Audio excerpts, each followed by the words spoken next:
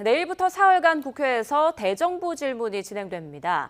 한일 정상회담 결과와 근로시간 개편안, 또 양국관리법 개정안 등 여야가 격돌할 사안이 산적해 있는데요. 한미 정상회담을 앞두고 대통령실 외교 참모들의 교체 논란도 뜨거운 현안이 될 것으로 보입니다. 여야가 격돌할 대정부 질문을 비롯해서 주요 전국 현안 두 분과 함께 분석합니다. 배종호 세한대 교수, 배종찬 인사이트K 연구소장과 함께합니다. 안녕하십니까? 안녕하십니까? 네, 먼저 대정부 질문에 대한 얘기부터 나눠보겠습니다. 이제 첫날인 내일은 정치, 외교, 국방 분야인데요. 먼저 배 교수님, 네. 어떤 사안에서 여야가 가장 좀 뜨겁게 공방을 벌일 걸로 예상하세요? 일단 제가 볼 때는 한일 외교 관련해서 역시 가장 뜨겁게 격돌할 것 같아요. 지금 이제 국민적인 여론도 이 문제에 대해서 굉장히 비등해 있지 않습니까?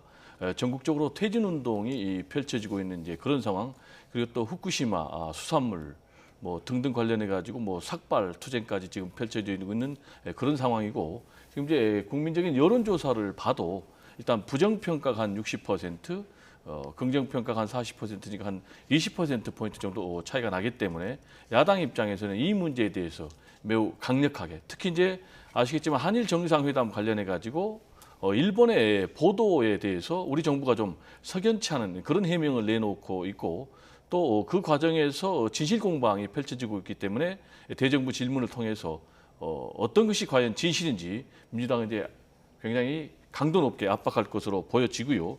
그리고 이제 두 번째 날 경제 분야와 관련해서는 역시 이제 양국관리법 개정안에 대해서 여야가 격돌할 것으로 보여집니다. 네. 지금 이제 윤석열 대통령은 이제 거부권 행사가 확실시되고 있는 이런 상황에서 민주당은 이제 농민들의 생존권 보장 차원에서 강력하게 요구를 할 것 같고요. 그리고 이제 사흘째 되는 마지막 날에 대해서는 주 69시간 이제 근로제라든지 또 쌍특검 문제라든지 그리고 정순신 전 국가수사본부장의 학폭 문제, 이런 부분들이 뜨거운 쟁점이 될 것으로 전망이 됩니다. 예, 배 교수님이 그 3일간의 대정부 질문 예고편을 쫙 읊어주셨어요. 네. 그러면 내일 정치 외교 분야, 한일 정상회담과 관련해서 여전히 야당 공세가 이어지고 있고요. 최근에는 후쿠시마 오염수 방류 관련해서 일본 언론 보도가 있었고, 그걸 가지고 계속해서 여야 공방이 이어지고 있는데 네. 어떤 구체적인 질의가 오고 갈 것 같습니까? 가장 구체적인 질의를 이제 후쿠시마 방류수도 있지만 그 이제는 이제 수산물이겠죠. 그러니까 일본 언론에서 보도가 되고 있고, 그 일본 언론 보도의 내용은 지난 한일 정상회담 때 윤석열 대통령이 우리 국민을, 그러니까 한국 국민을 좀 설득할 수도 있다, 그런 식으로 이제 일본 언론에서 보도가 되고 있는데, 대통령실은 분명하게 선을 그었습니다. 후쿠시마 수산물을 수입 허용하는 일은 없다. 그리고 일본의 방류수와 관련해서도 국제사회 그리고 우리 전문가 해서 계속해서 대응해 나간다. 근데 저는 중요한 건 무엇보다도 확인된 내용이 중요할 것 같습니다. 한일 정상회담이라는 것은 정상회담에서의 내용은 다 공개되는 내용이 아니거든요. 그러니까 앞뒤가 잘려지고, 그리고 일본 언론의 보도라는 것은 일본의 국민들의, 특히 이제 우익들의 국가 이익에 또 맞게끔 보도가 될 수밖에 없는 내용이고, 그걸 가지고서 우리가 뭐 왈가왈부할 필요는 없을 것이고, 중요한 것은 이제 대통령실의 태도죠. 대통령실이 일본의 이런 태도에 대해서 과연 어떤 대응을 하고 어떤 답변을 가지고 있느냐. 분명히 이제 일본에서 제기하고 있는 그런 내용들이 사실인지 아닌지 분명히 밝힐 필요가 있는 것이고, 만약 그 내용이 우리 국민 정서와 부합하지 않는다면 그때는 그 부분을 뭐 더불어민주당이 됐든 또는 국민들이 됐든 그건 반박을 할 수가 있겠죠. 네, 이 확인되지 않은 뒷얘기들에 관심을 가지는 경우가 참 많은데, 이 최근 대통령실 외교 라인 교체 또한 좀 그런 것 같아요. 한미 정상회담이 이제 한 달도 채 안 남은 상태에서 교체가 되다 보니까 뒷얘기들이 좀 많은데요. 이 부분은 어떻게 생각하고 계신가요? 지금 말씀하신 대로 설이 좀 난무하고 있어요. 세 가지 설이 있지 않습니까?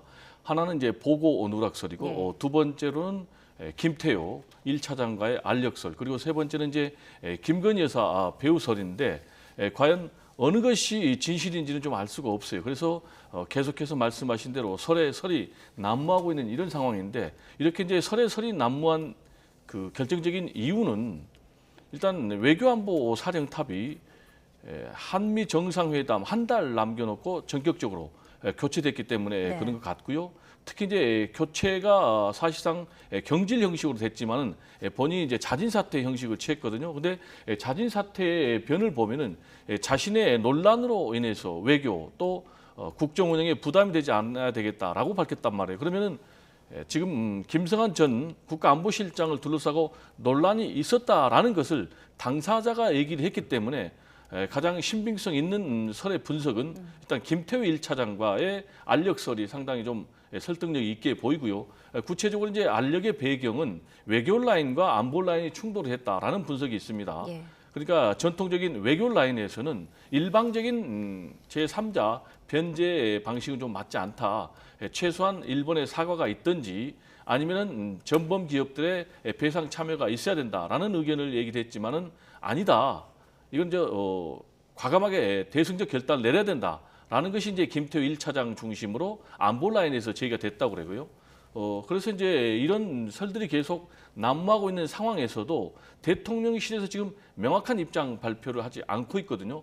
또 윤석열 대통령 또한 대국민 담화라든지 확실한 입장을 밝히지 않고 있기 때문에 이런 상황이 좀 펼쳐진 것 같은데 역시 이제 앞으로 대통령이 외교를 하는 좀 방식을 좀 바꿔야 될 것 같아요. 일방적 독단적인 외교 방식보다는 국민들의 의견을 좀 수렴해서 하는 그런 외교 방식이 있어야 될 것 같고 또 통상적으로 역대 대통령들을 보면 이제 한일 정상회담을 마치고 오면은 일단 국민들께 소상히 밝히거나 또는 또 야당 대표 지도부를 초청을 해서 설명을 했단 말이에요. 이런 부분이 전혀 없기 때문에 불통 논란을 낳으면서 이런 여러 가지 저항과 또 의문들이 펼쳐지고 있는 것이 아닌가 이런 생각이 좀 듭니다. 그 배 교수님 말씀에 공감합니다. 이 부분은 좀 필요한 것 같아요. 근데 이제 막연히 어떤 설을 끄집어내는 것도 좀 자제를 할 필요가 있을 것 같고요. 예. 구체적으로 이제 보고 누락설, 네. 뭐 뚜두뚜두가 우리 외교의 최대 현안이 돼서는 곤란하잖아요. 블랙핑크 얘기하시죠. 뚜두뚜두. 예. 레이디 가가는 무슨 의문의 일패입니까? 왜 레이디 가가가? 그러니까 이건 우리가 이렇게 마구잡이식으로 설을 만들어서 파장을 만들 일은 아닌 거고 두 번째 이제 김 알력설 그런 것도 계속해서 어떤 논란처럼 이야기가 나왔던 부분이고요. 또 김건희 여사 배우설도 그러니까 뭔가 이렇게 투명하게 내용이 전개되지 않으면 또 꼭 김건희 여사가 거론되는 그런 상황으로 연출돼요. 그것도 뭔가 근거 없이 연결시킨다면 그것도 문제가 있을 테지만 또 그런 빌미를 제공하는 것도 결코 바람직한 건 아닌 것이죠. 일단은 좀 정리가 될 필요가 있을 것 같아요. 네. 이 상태는 곤란합니다. 정리가 돼야 되고 또 좀 투명하게 이런 내용들이 체계적으로 진행될 필요가 있고 무엇보다도 중요한 게 지금 이제 4월 달입니다. 얼마 남지 않았는데 지금 26일 국빈 방문 상당히 중요하거든요. 우리 외교에서 또 경제에서 가장 중요한 것이 미국과의 관계인데 대미, 대일, 중국과의 관계도 중요합니다. 이런 대중관계가 대러 관계도 나중에 이제 시간이 지난 뒤에는 또 다시 우리가 더 적극적으로 또 이어나갈 필요가 있을 텐데 이런 부분들 좀 정리를 할 필요가 있을 것 같고 무엇보다도 그러면은 이제 새 안보실장이 조태영 전 주미대사인데 예. 또 조태영 실장과 김태호 차장 사이에 알력이 생겨서는 곤란하죠. 이런 교통 정리 정돈이 좀 잘 될 필요가 있어 보입니다. 예. 일단 이 설을 만들어 냈다라는 표현을 좀 동의하기가 어렵고요.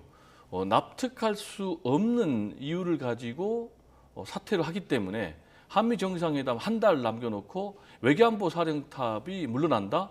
이거는 사실 우리 헌정사에서는 제 기억으로는 없습니다. 그렇기 때문에 이제 설들이 꼬리를 물고 있는 건데 일단 보고 누락과 관련해서는 김성한 전 국가안보실장이 자진 사퇴 사실상 뭐 경지다라는 얘기인데 그건 아닌 것 같다. 그 이유는 첫 번째로 만약에 보고가 누락이 된 문제라면은 한일 정상회담이 한 달밖에 안 남았잖아요. 그러면 한일 정상회담을 마치고 책임을 묻는 것이 맞다. 그렇기 때문에 이 보고 누락설은 좀 사실이 아닌 것 같고 두 번째로 지금 이제 블랙핑크하고 레이디 가가 이 합동 공연이 이제 문제가 됐다는 것 아니겠습니까? 예. 그런데 정작 그 공연은 지금 백지화 됐거든요. 네. 그러면은 백지화돼도 아무런 문제가 없는 이런 문제 때문에 책임을 물었다는 건 좀 안 맞고 그리고 마지막 세 번째로는 직속 상관이 김태호 1차장이거든요. 외교 비서관. 근데 김태호 1차장은 그대로 자리를 지키고 있어요. 그렇기 때문에 1, 2, 3 종합해 보면은 보고 누락 때문에 김성한 전 국가안보실장이 사퇴한 것 같지는 않아 보입니다. 예. 대정부 질문 첫날 내일 있을 외교 관련 쟁점에 대해서 미리 예측을 해봤고요. 모레 4일로 예정된 경제 분야에서는 양국관리법 개정안을 두고서 아무래도 공방이 예상됩니다. 가장 쟁점이 될 만한 내용 뭐가 있을까요? 그렇죠. 양국관리법에 대해서는 일단 한덕수 국무총리도 대통령의 이 거부권을 지금 요청을 하고 있는 상황이거든요. 예. 그런데 이제 양국관리법의 내용은 그러니까 초과 생산이 되는 이 쌀에 대해서 이제 매수를 하는 겁니다. 이제 그 비용이 또 예산이 확보돼야 되는 것이고, 근데 그렇게 될 경우에 이제 몇 가지 문제점으로 이제 전문가들도 지적하고 있는 것은 이제 수요와 공급이죠.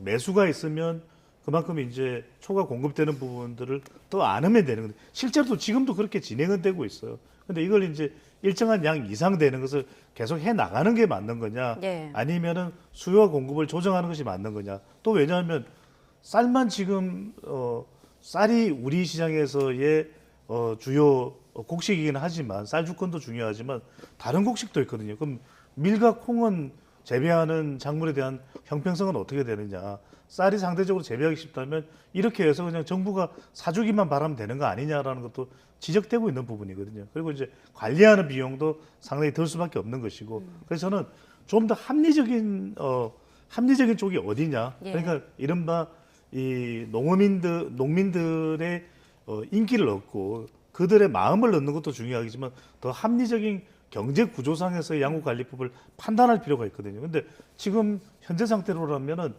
더불어민주당에서는 가결을 할 것이고 가결이 될 것이고, 그렇죠. 그리고 이제 대통령은 거부권을 행사할 가능성이 상당히 높아지게 되는 셈이죠. 네. 그런데 뭐 양국관리법뿐만 아니라 이렇게 야당이 단독으로 의결 처리하고 대통령이 거부권을 행사하는 이런 패턴이 계속 반복될 우려도 있는 상황이지 않습니까? 이런 부분에 대해서는 어떻게 생각하세요? 지금 이제 굉장히 바람직하지 못한 예. 그런 상황이죠. 아시겠지만 지금 윤석열 정부 들어와서 윤석열 대통령 취임 이래 정치가 실종되는, 그래서 대결 정치가 계속되고 있는 그런 상황 아니겠습니까? 그런데 이제 양국관리법 개정안에 대해서 총리가 거부권을 건의하겠다라는 것은 사실상 윤석열 대통령의 거부권을 예고한 것인데, 일단 대통령의 거부권은 헌법에 보장된 권한임에는 틀림이 없어요. 네. 그렇지만 일단 국회가 의결한 것에 대해서 대통령이 거부권을 행사하려면은 분명한 이유가 있든지, 두 번째로는 이제 국민적인 공감대가 형성이 돼야 되는데, 이 양국관리법 개정안에 대해서 대통령이 거부권 행사하는 것이 바람직하지 않다라는 이제 국민 여론조사가 더 높게 나타났거든요. 그렇다면 윤석열 대통령께서 이 양국관리법 개정안에 대해서 거부권을 행사한다면은 가뜩이나 지금 대결 정국이 더 심화될 수밖에 없는 그런 상황. 그리고 앵커께서 말씀하셨듯이 이제 간호사법 제정안이라든지 뭐 방송법 개정안이라든지 또 노랑봉투법, 예. 이런 부분에 대해서도 그러면 일방 처리하면은 윤석열 대통령께서 만약에 다 거부권을 행사한다면은 완전히 정치는 실종되고 대결 정치만 난무하는 그런 상황. 따라서 좀 저는 근본적으로 실종된 좀 정치를 복원을 시켜야 될 필요가 있다.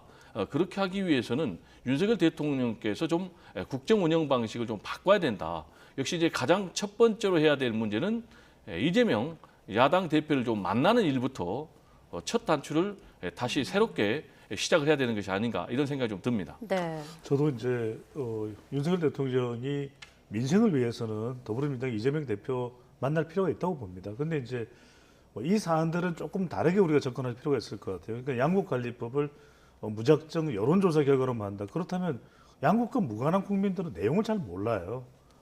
간호사법 관련된 부분도 그렇고 또 노란봉투법도 그렇고 좀 더 그 내용을 실질적으로 내용을 파악하고 어느 쪽 한편에서라는 게 아닙니다. 근데 이제 우리가 어떤 정책이든 제도이든 간에 때로는 그것의 단계를 밟아 나갈 필요가 있을 때가 있고, 어떤 경우에는 어느 정도의 지점에서 1차적으로는 결정을 내리고 추후에 이 법이 진행되는 것을 보고서 2차적으로 결정을 내려야 되는 경우도 있거든요. 네. 그 차원이라면 저는 여야가 좀 더 머리를 맞대야 돼요. 머리를 맞대서 그냥 이거 아니면 안 된다 식의 이 결사적인 대결 구도로 가는 것이 아니라 어떻게 하는 것이 또 수혜를 받는 사람에게도, 아니면 세금을 들일 수밖에 없는 일이기 때문에 국가 재정적으로도, 예. 그리고 다른 이 혜택과는 무관한 일반 국민들과도 최대한 완벽할 수는 없지만 부합될 수 있는가, 그 지점을 찾는 게 중요한 것이죠.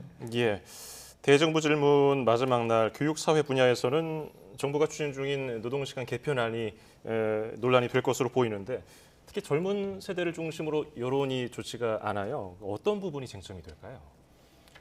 일단 주 69시간제 개편에 대해서 정확하게 정부안이 뭔지가 계속 오락가락하고 있거든요.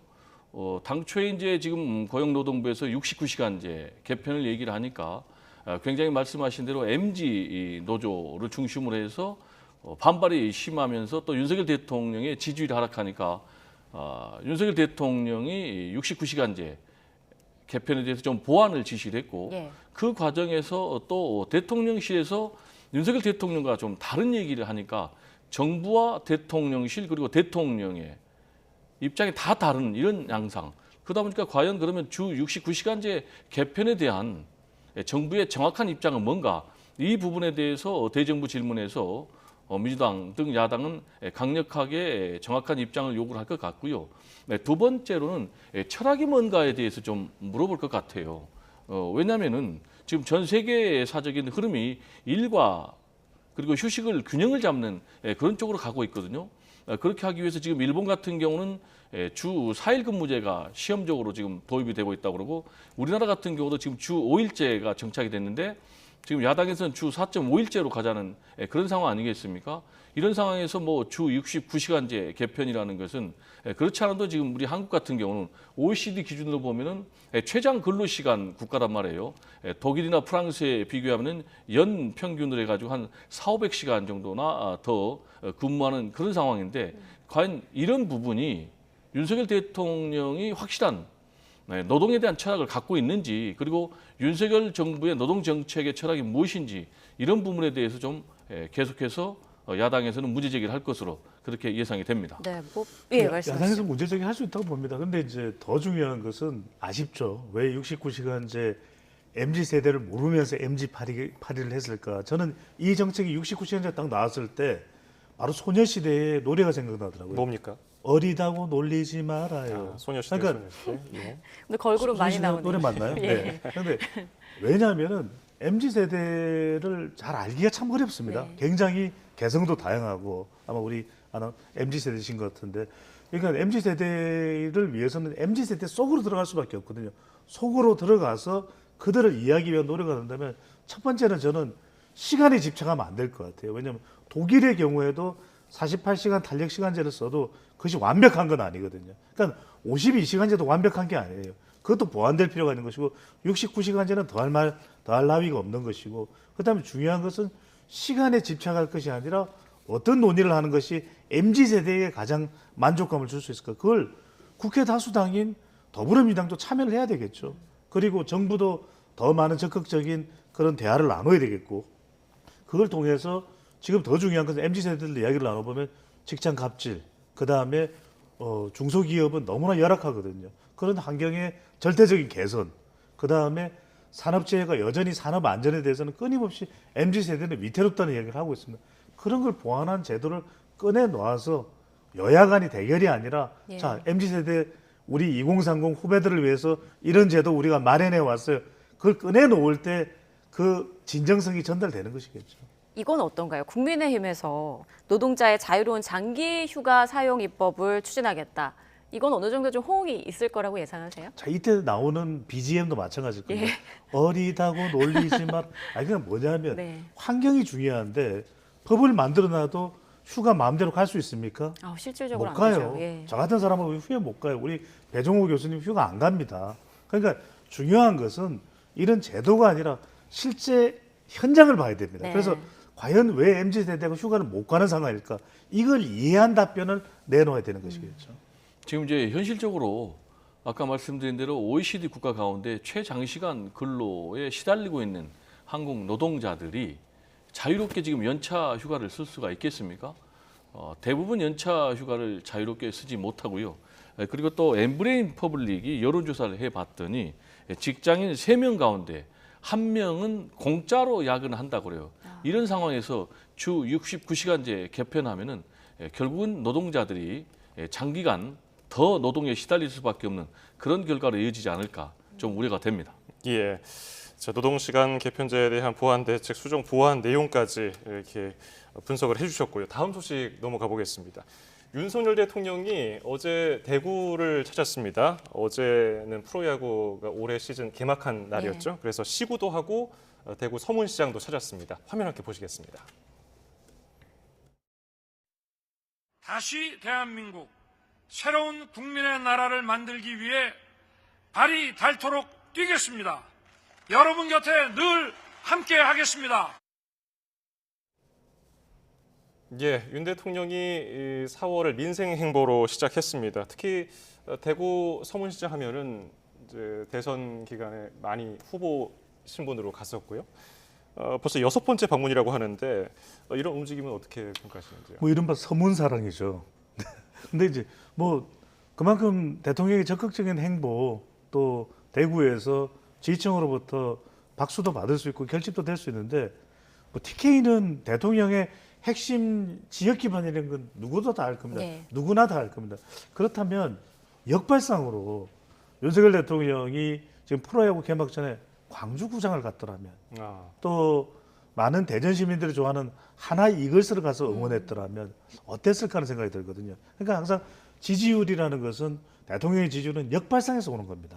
그러니까 대구 서문시장이 아니라 이번에 엑스포도 개최되는 물론 이제 대통령이 통영과 또 순천을 거쳐 순천 또 국제 정원 박람회까지 거쳐서 비공개로 진해에서 1박하고 대구로 이동을 했거든요. 예. 그렇다면 상당히 긴 동선을 이동을 한 겁니다. 그런데 그 중에 차라리 이 부산의 자갈치 시장을 갔더라면 그렇다면 저는 더 역발상으로 자갈치 시장 방문했을 때 지금 최근에 PK에서 윤석열 대통령의 지지율이 많이 하락하고 있거든요. 그러면 아이고 자갈치 시장에서 국정 운영에 대해서는 불만도 있을 수 있지만 찾아준 대통령에 대해서 아이고 엑스포 개최 힘 실어주려고 왔나 이러면서 또 대통령에 대해서 힘을 주거든요.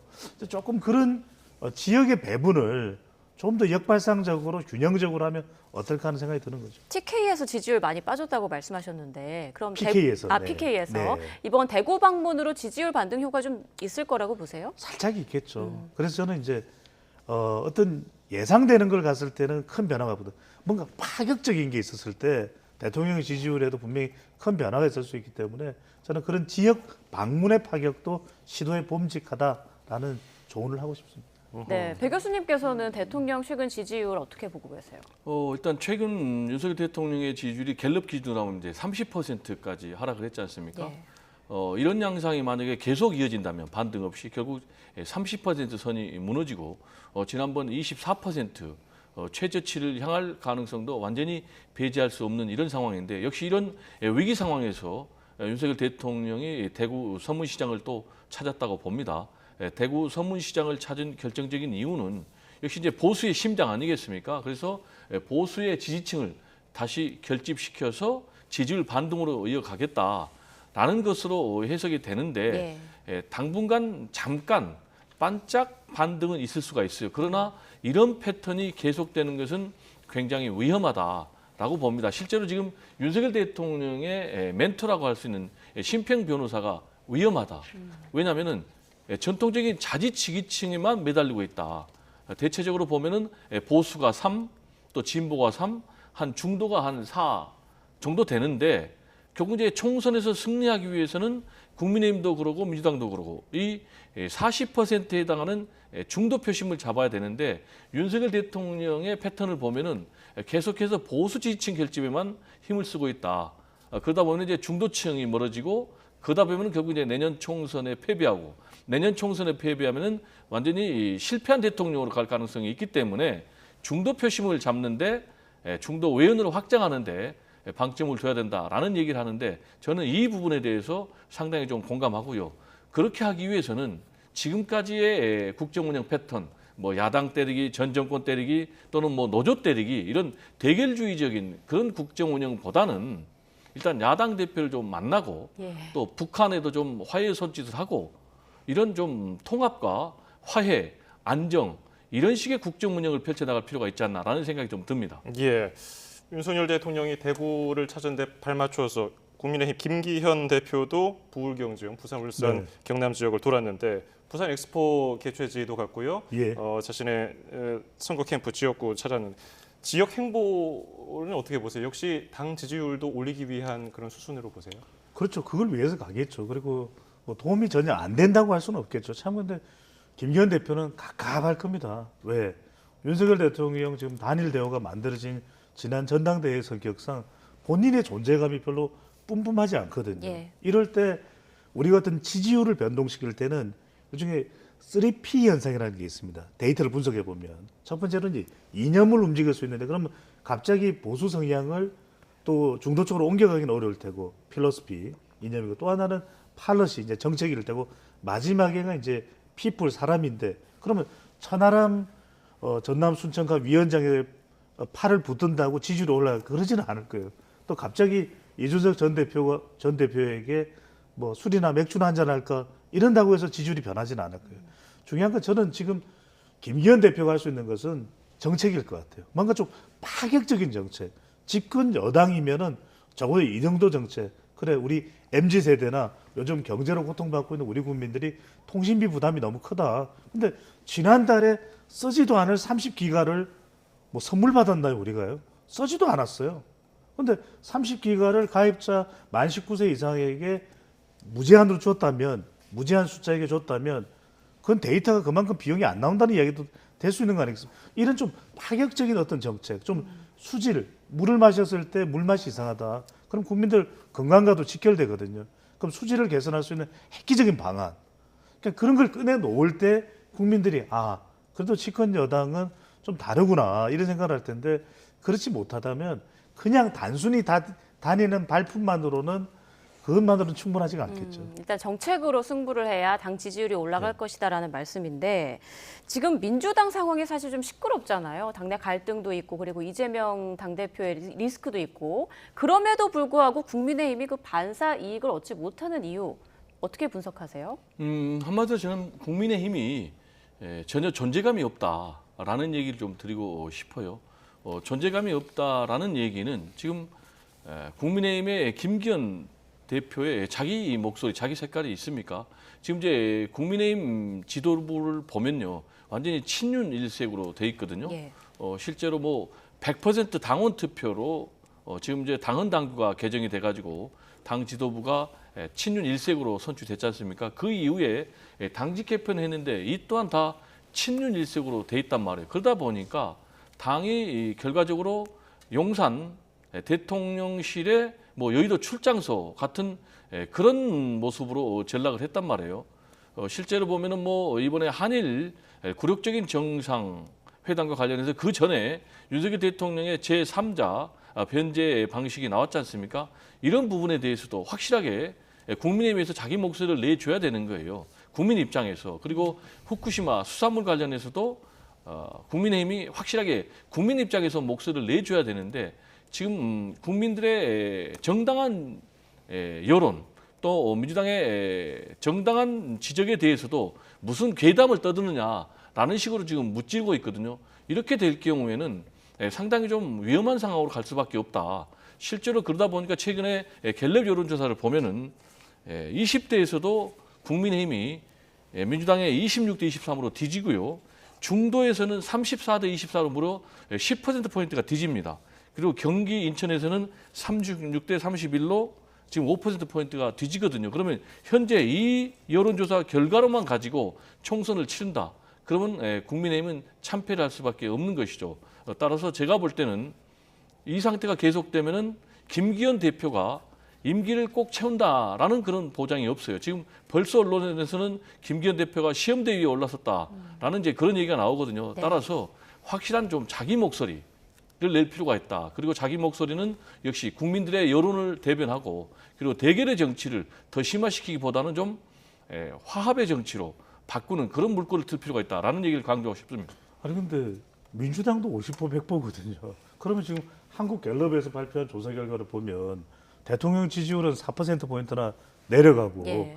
부정평가는 60%인데 국민의힘과 더불어민주당이 지지율이 똑같아요. 그것도 의석수는 훨씬 많은데 더불어민주당이. 예.